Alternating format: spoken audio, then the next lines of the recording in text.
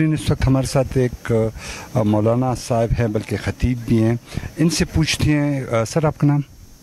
میرا نام فضل الرحمان جی۔ فضل الرحمان صاحب، آپ کے بارے میں ہم جب اس آپ کے علاقے میں آئے تو آپ کے دوستوں سے پتہ لگا کہ آپ کی مطلب 2 شادیاں ایک ہی دن پہ 2 نکاح ہوئے تھے جی۔ تو اس کے بارے میں کچھ ویورز کو بتانا چاہیں گے؟ بسم اللہ الرحمن الرحیم۔ جی بالکل آپ نے جو سنا ہے درست ہی سنا ہے، بالکل اسی طرح کا ہوا ہے۔ مطلب دونوں شادیاں ایک آپ کی مرضی کی تھی، والد کی، یعنی دونوں آپ کی مرضی کی تھی، کیا ہے اس میں؟ نہیں جی، اس میں ہمارے علاقے میں ہمارا جو کلچر ہے وہ یہ ہے کہ والدین کی رضامندی کے اعتبار سے ہوتا ہے۔ جی ہاں، تو یہ میرے والد صاحب کی خوشی اور میرے والد صاحب کی رضامندی کی، میرے والد صاحب کی جو خواہش تھی اسی کے مطابق۔ 2 مختلف برادریوں میں ہوئی تھی آپ کی شادی؟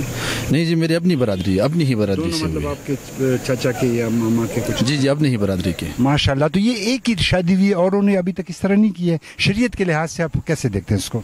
شریعت کے لحاظ سے تو بالکل اجازت ہے، بلکہ میں تو یہ سمجھتا بھی ہوں، اور میرے اساتذہ بعض دفعہ ویسے مزاحن بھی اسی طرح کہا کرتے تھے کہ اللہ رب العزت نے بھی 2 نکاح کرنے کا اسٹارٹ لیا ہے۔ اللہ رب العزت نے شروع سے 2، جیسے کہ اللہ رب العزت نے قرآن مجید میں فرمایا فَانْكِحُوا مَا طَابَ لَكُم مِّنَ النِّسَاءِ مَثْنَىٰ وَثُلَاثَ وَرُبَاعَ، کہ تم لوگ شادیاں کرو 2 عورتوں سے، 3 سے، 4 سے۔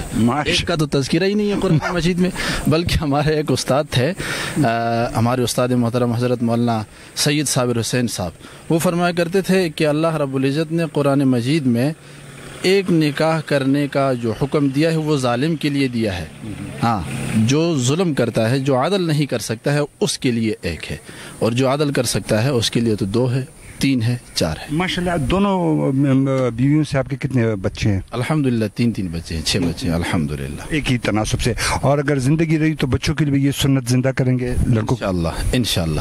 تو کیونکہ حضور صلی اللہ علیہ وسلم کی یہ سنت ہے 1 سے زائد شادیاں کرنا، اور حضور صلی اللہ علیہ وسلم کی تو خصوصیت تھی کہ 11 تک یا 9 تک بعض روایت کے مطابق بوقت، وہ تو حضور صلی اللہ علیہ وسلم کی خصوصیت تھی، لیکن ہمارے لیے بھی شرعاً اجازت ہے۔